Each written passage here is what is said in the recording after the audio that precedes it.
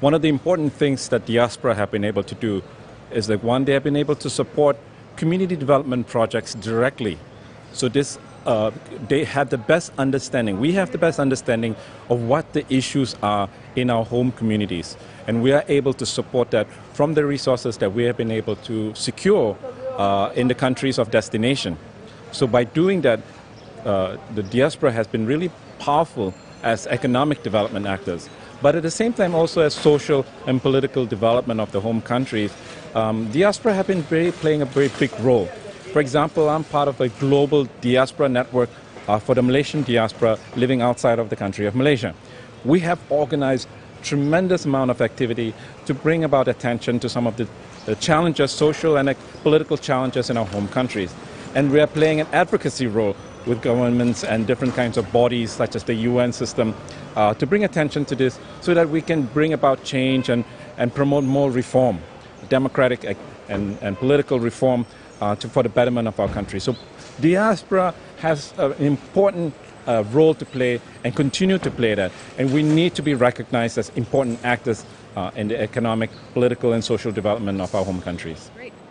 First of all, I'm really delighted that you're asking that question and that you are trying to reach out to Diaspora, because it's clear that they are major stakeholders in this and it will have an impact. One, in terms of rights of Diaspora and social participation, not only in the communities where they live, but also the question about links back to countries of origin and specifically development potential. And I don't mean just simply sending remittances and as a source of financing for people at home, although that's obviously important for families, but really about ideas exchange, innovation exchange, entrepreneurship and things of that sort, to really open up the idea that Diaspora in the host countries, in their new countries where they live, even if it's generations, that they bring a richness of cultural identity, ideas, human innovation, but also that links that back with their countries of origin.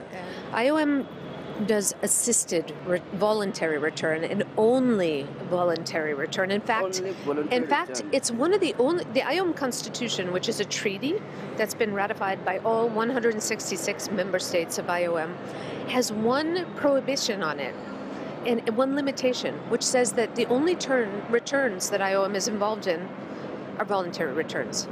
Only.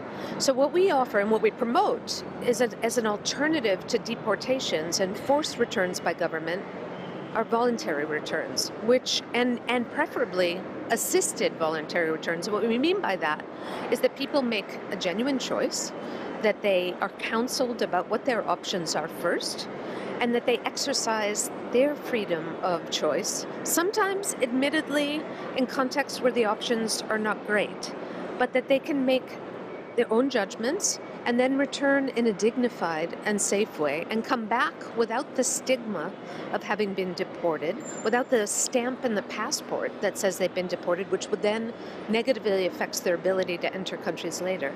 And ideally, and we really advocate for this always, is with some form of reintegration back home that allows for rebuilding of lives in a productive way, in a dignified way. And so we always advocate for voluntary return rather than forced return.